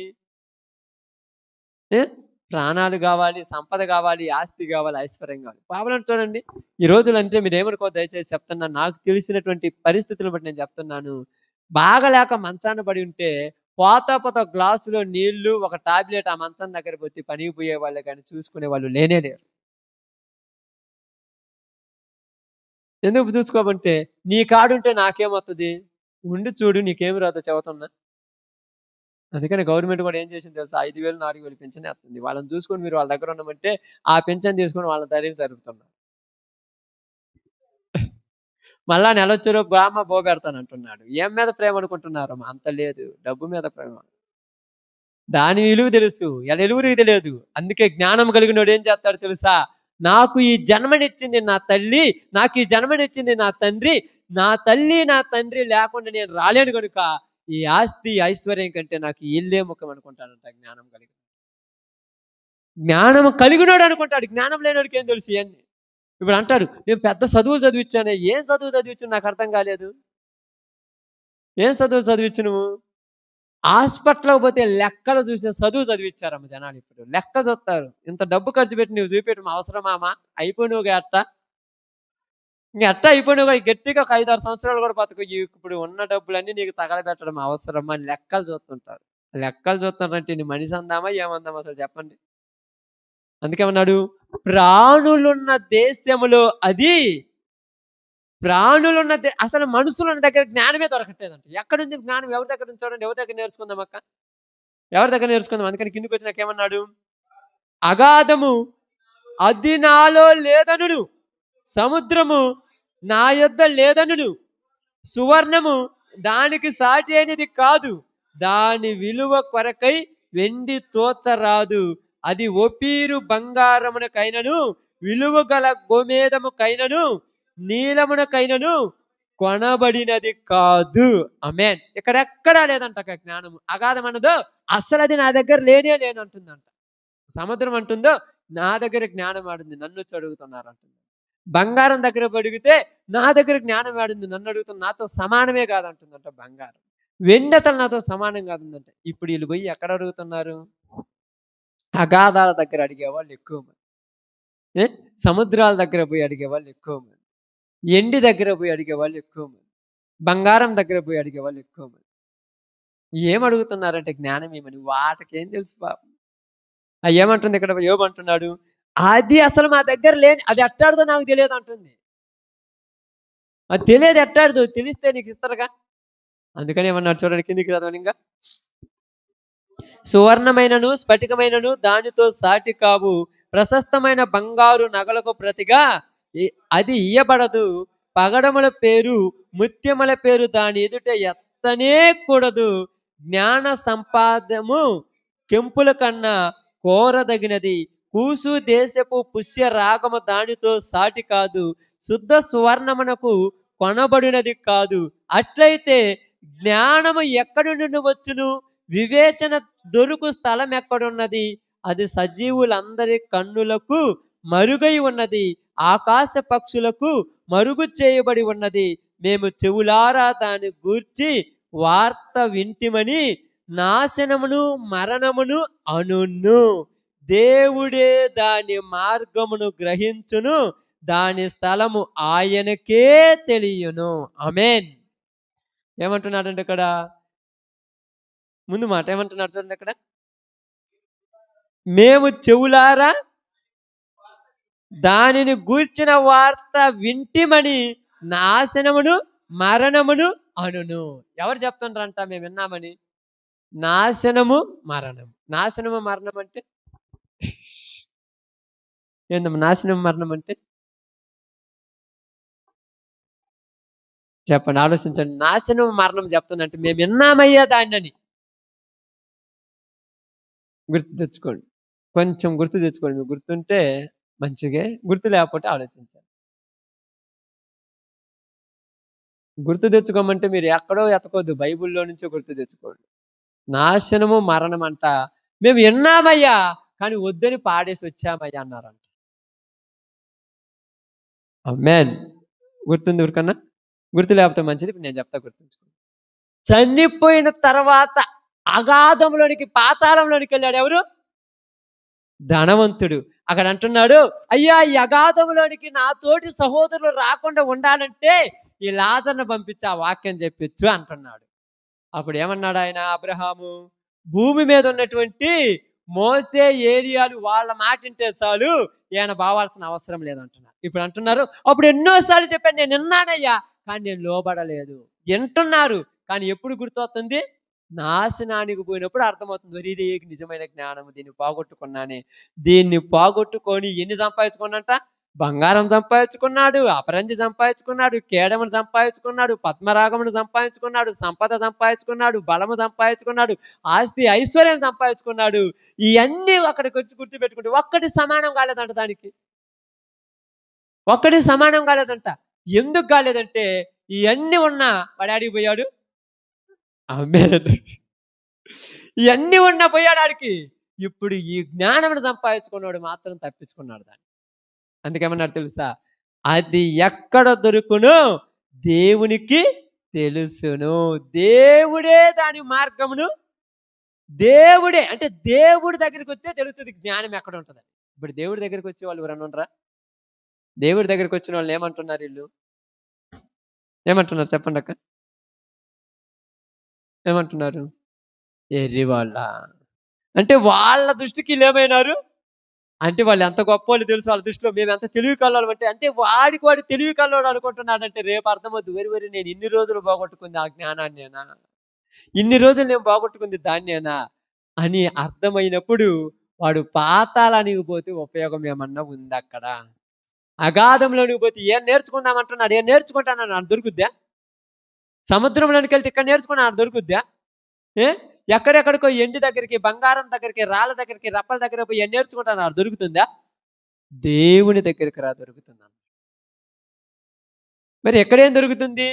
తినటము, తాగటము, తందనాలాడటము. అబ్బా, ఇంతంత పిల్లలు చూడండి ఏం చేస్తున్నారు ఈరోజు. ఇంతంత పిల్లోళ్ళు ఏం చేస్తున్నారు వాళ్ళు మీకు తెలుసా? 3 సంవత్సరాల పిల్లోడు 2 సంవత్సరాల పిల్ల మీద అత్యాచారం అంటే యాన్ నేర్చుకున్నాడు ఈ జ్ఞానం వాడు? ఈరోజు మనం చెప్పాల్సిన పనిలా. వాళ్ళు స్త్రీ పురుషులతో ఎలా ఉండాలో చిన్న వయసు నుంచే ఏం చెప్తాడు? ఎంత పిల్లలే, నేను నిన్ను ప్రేమిస్తాను. వాడికి ఏం తెలుసు ప్రేమ అంటే? తెలియదమ్మా, ఎంత పిల్లలే కదా. ఇంతంత పూలు పెట్టుకొని మమ్మీ ఐ లవ్ యూ అంటారు. అబ్బా, మమ్మీ ఐ లవ్ యూవా? నీకు అర్థం కాలేదు అసలు వాడు ఏం చేస్తున్నాడు, వాడికి ఏం తెలుసు అన్ని? వీడికేం ముద్దుగా ఉంటది. అది జ్ఞానం అనుకుంటున్నారేమో, తెలివి కదా అది. అది మోసం, నాశనం. అది చిన్న చిన్న పిల్లలకి ఎంత కొట్లాట్లు ఉంటాయో తెలుసా? ఎంత ఘోరంగా తగలబడిపోయారు తెలుసా? ఎంత నాశనానికి దగ్గర పడిపోయారు తెలుసా? ఏమి నేర్పించాలన్నా బాగు చేయాలనుకుంటుంది సమాజం? చెప్పండి, చెప్పండి అమ్మా. వీళ్ళు నేర్చుకుంటారు అప్పుడప్పుడు, చిన్నపిల్లలు నోటి నుంచి మంచి మంచి పాటలు పాడుతుంటారు. భలే ఉంటాయి కదా, వినబుద్ధి అవుతాయి కదా. తెలివన లేకపోతే సరే, వాళ్ళు పాడే పాటలు ఒక్కసారి మీరు వింటే ఛీ అనిపిస్తుంది. కానీ మీకు ఎందుకు అనిపించదు తెలిసే వాళ్ళకు? ఎందుకు అనిపించదు? ఎందుకు అనిపించదు చెప్పమ్మా? వీళ్ళు వాళ్ళకంటే ముందు పాడుతుంటారు. వాటి అర్థాలు, వాటి లోపల ఉన్న పరమార్థాలు, వాటి లోపల ఉన్నటువంటి వాళ్ళ లోపల ఉన్నటువంటి విలువ తెలిస్తే అర్థమవుతారు. ఏమున్నాయట? ఏం మాట్లాడుతున్నారు అసలు? ఏ దానితో దేనికి సంబంధించి ఎలా మాట్లాడుతున్నారు అడికేం తెలుసు? ఏం తెలుసు? ఎలా ఉందో చూడండి. అప్పుడప్పుడు మనం సెల్ఫోన్లు ఆన్ చేయగానే వస్తుంటాయి. ఏమవుతుంటాయి మీకు తెలుసు, చూస్తుంటారుగా. ఏం పాటలు ఆ పాటలు అసలు ఏమి? వీళ్ళకి మాత్రం వీళ్ళ పాటలు బాగుంటాయి. అవి మామ ఇంటికాడ ఎవరు లేరు, నువ్వు రా మామ. ఈ పిల్లలతో పాటలాడియొచ్చు ఆ పాటలు. పిల్లలు ఆ పాటలు పాడుతుంటే ఎంత అజ్ఞానంలో ఉన్నారు. ఏ నేను ఒక్కదాన్నే ఉన్నాను, నువ్వు రా మామ. ఏం పాట ఆ పాట అసలు పాడొచ్చాయి? బుద్ధున దానికి మళ్ళీ డీజేని డ్యాన్స్ చేయటము, ఎగరటము, చిందులేయటము. తెలివన్న ఉంటే సరి. అందుకే బైబిల్ చెప్తుంది జ్ఞానం నేర్పించమన్నారు. ఇప్పుడు అందరూ చదివేది ఒక్కొక్కరు 20-30 వేలు పెట్టి చదివిస్తున్నారు పిల్లల్ని. ఈ బుద్ధి లేని పాటల గురించి మాట్లాడట్లా. ఏ పరి యాపిల్ అందరూ తెలుసు, బి పరి బాల్ అందరూ తెలుసు. వాళ్ళు చదివిన దానికంటే నేను చదివాను కాదనట్లేదు. కానీ ఈ పాటలు, ఈ మాటలు మా పిల్లల నోటి నుంచి రావచ్చు అని వాళ్ళకి తెలియదు. ఎందుకు తెలియదంటే వాళ్ళకంటే ముందు వీళ్ళు మాట్లాడుతున్నారమ్మా. ఎంత తెలివి తక్కువతనం. ఇప్పుడు వీళ్ళు ఏం మాట్లాడతారంటే దేవుని ధర్మశాస్త్రమును పట్టుకొని, ఆయన పరిశుద్ధ లేఖనాన్ని పట్టుకున్న నువ్వు వాళ్ళ దృష్టి కంటే తెక్కలోడమంట. పద్ధతిగా బట్టలేసుకొని శుభ్రంగా కూర్చొని తల్లిదండ్రులకు లోబడి జీవించే చేతగానోడు ఈ లోకంలో. తెలుసు కక్క. అమ్మ నాన్న మాట వింటే చేతగానోడు. మీ అమ్మ మాట అంటున్నావు, సిగ్గులేదు ఇంకా? అంటే అమ్మ మాట అనకపోతే ఊరి మాట అన్నాడు, బుద్ధి లేనోడు అని అన్నాడు ఎప్పుడన్నా? ఏమి నువ్వు నన్ను కన్నవా, నన్ను పెంచినవా? మా అమ్మ మాట మా నాన్న మాట అనుకోండి, నీ మాట నేను గాలివాడు అని అంటే బాగుండుగా అంటారు. రేపు చూడు మా ఇంట్లో నుంచి నేను రాకపోతే మా అమ్మ పిలుస్తున్నా కూడా నేను లెక్క చేయకుండా వస్తాను అంటున్నా. ఎంత తెలివి తక్కువతనం అయిపోయింది లోకంలో. ఎవరైనా పాడు చేసింది? ఎవరు పాడు చేసిందంటే సమాజం సర్వనాశనం. అందుకేమన్నాడు, ప్రాణులున్న దేశంలో అది దొరకదు. ఇప్పుడు ఎతికితే దొరుకుద్దా? ఏమైనా దొరుకుతుందా? ఏమి దొరకదు. ఈ రోజులలో పిల్లలు నిజంగా చాలా మంది, అంటే నేను చూస్తాను చాలా సమాజంలోకి వెళ్ళి చూస్తుంటే నోరు తెరిస్తే కంపు మాటలు తప్పితే మంచి మాట ఒక్కళ్ళ దగ్గర నుంచి. ఇవరన్నుంటే ఇప్పుడు వినేవాళ్ళు లేరు. ఎందుకిండ్రు? పొయ్యే కాలం వచ్చింది అంటారు. వినేవాళ్ళు లేరు అంటారు. మనం చెప్పినా వాళ్ళు వినరు. చెప్పినా వినకపోతే చెప్పటం మన బాధ్యత. అది నా బాధ్యత. చాలా మంది అంటారు, ఎందుకు చెప్తున్నావు మాకంటారు. నేను నీకేమి నమని చెప్పాలా, నేను చెప్తున్నాను. ఇంటేం లేకపోతే లేదు, చెవులకు మూసుకో. నువ్వు కూడా పొద్దుగూకులు ఆ పనికి మాలిన పాట పడుతుంది, నేను వింటున్నాగా. నాకు ఇష్టం లేదు కాబట్టి చెవులు మూసి పెట్టుకుంటాను. నీకు ఇష్టం లేదు చెవులు మూసి పెట్టుకో. నేను ఏమైనా చుట్టూ మాటలు చెప్తున్నానా, బూతు మాటలు చెప్తున్నాను? నేను చెప్తాను. అప్పుడప్పుడు పిల్లలు వస్తుంటారు నా కాడికి ఆడుకోవడానికి. వచ్చినప్పుడు పిల్లలు అందరూ కూర్చుంటారు. బూతు మాట మాట్లాడితే ముఖం మీద కొడతాను. బూతు మాట కూడా నేను దగ్గర పిలిచి కొడతా. వాడు అంటాడు నేను రాను, దగ్గర పిలిచి మరి ముఖం మీద కొడతాను. నేను తప్పేం మాట్లాడినదిగా, మంచిగా చెప్పించేది. అవునా కాదు? మంచి మాటలు చెప్తాను. ఎవరు ఏమి కూడా మాట్లాడటానికి లేదు. ఎందుకంటే కొంచెమైనా మంచి ఉంటే ఆ కొంచెం మంచిని పాడు చేసే సమాజం ఎక్కువైపోయింది రోజు లోకం. ఇప్పటి నుంచి ఇసం పోసి పెంచుతున్నారు. రేపు వీళ్ళు కాటేయకుండా ఎట్టుంటారు చెప్పండి? ఇసం పోసి పెంచుతున్నారు. పాముకి ఇసం పోసి పెంచితే పాలు పోసి పెంచిన కాటేస్తుందని. కానీ నీకు చెప్తున్నానండి, పామును కొన్ని రోజులు పాలు పోసి పెంచిన తర్వాత దానికి విలువ వస్తుంది. అది అనుకుంటది, నా యజమానుడు పాలు పోసిరని. కానీ పిల్లలకు ఈ రోజు నుంచి విషాలు పోసి పెంచుతున్నారు లోకంలో. అది ఏ విషమో 3 వారాల ముందు చెప్పాను మీకు. అదంతా మీకు మళ్ళీ ఇప్పుడు సబ్జెక్ట్ చెప్పను. 3 వారాల ముందు చెప్పాను. ఎక్కడ రోమిలకు రాసిన పత్రికలో ప్రతి వాణి నోసి నుండి ఏమొచ్చుతుందంట? సర్ప విషము అనే మాట మాట్లాడారు. అవన్నీ మీరు సబ్జెక్టులు ఉంటాయి, మొత్తం చూసుకోండి. కాబట్టి ఈరోజు మీ అందరికీ నేను చెప్పిన మాట ఏంటంటే, సొలొమోను జ్ఞాన వివేకము కలిగిన హృదయం ఇమ్మని అడిగాడు. లేదంటే లేదయ్యా, సమాజంలో ఎక్కడెతికినా లేదు, అది నీ దగ్గరే. ఆమేన్. అదేగా చెప్పింది. దేవుడే దానికి మార్గం, దేవుని దగ్గర నుండి. ఇప్పుడు ఇక్కడికి వచ్చి జ్ఞాన వివేకం కలిగిన మాటలు వినమంటే ఏమవుతుందక్క? మనకు నిద్ర వస్తుంది, ఇసుగు పుట్టుద్ది, నడుముల నొప్పులు, కాళ్ళు నొప్పులు. అబ్బాయి ఎట తిరుగుతుంటాము. అదే సినిమా సీరియల్ ముందు కూర్చొని ఒక్కళ్ళన్నా నిద్రపోమని చెప్పి చూద్దాం, దండం పెడతాను నిద్రపోతాను. అసలు నిద్ర వస్తుందా? అసలు లేదు సర్టిఫికేట్ పోతారమ్మా. నిజం చెప్పండి, పోతారా? ప్రశాంతంగా కూర్చొని డిస్టర్బెన్స్ చేయకుండా తలుపు మరి వేసుకొని సెల్లు కూడా సైలెంట్ మోడ్లో పెట్టి స్విచ్ ఆఫ్ చేసి పెట్టి ప్రశాంతంగా ఎదురు చూస్తుంటారు దాని ముందు. ఎందుకంటే చెడిపోవటానికి రెడీ అయిపోయిన సమాజాన్ని రెడీ పెట్టేశారు. ఇంకా అందుకే మీ అందరికీ నేను చెప్పిన ఒక చిన్న మాట ఏంటంటే, నీకైనా నాకైనా విలువ ఉండాలంటే దేవుణ్ణి అడిగి వివేకము కలిగిన హృదయం ఉంటే నీకు ఎక్కడ పోయినా విలువ ఉంటుంది. ఈరోజు డబ్బు ఉందని విలువేరు, మనిషికి ఆస్తి ఉందని విలువేరు. ఎత్తున్నారు కదా అంటే మీరు అంతా అది చూసేది అంతా ఒట్టొట్టిదే. ఆ డబ్బున్నోడు వచ్చినప్పుడు లేస్తాడు, బాగున్న మామ, బాగున్న పెదయ్య, బాగున్న తాత అంటారు. వాడు పోయిన తర్వాత అందరిని చంపి ముంచి సంపాదించుకున్నారు. కానీ మంచివాడు పోతే వాడి ఖచ్చితంగా విలువ వాడు చేసే పనిని బట్టి వస్తుంది. ఆ విలువ నీకు రావాలంటే, ఆ విలువ నువ్వు పొందుకోవాలంటే దేవుని దగ్గరకు వచ్చి జ్ఞాన వివేకము కలిగిన హృదయమును సంపాదించుకుంటే ఆ విలువ నీకు సమాజంలో ఉంటది. అలాంటి భాగ్యం దేవుడు మనందరికి అనుగ్రహించును గాక. ఆమేన్. అందరూ తల వంచండి.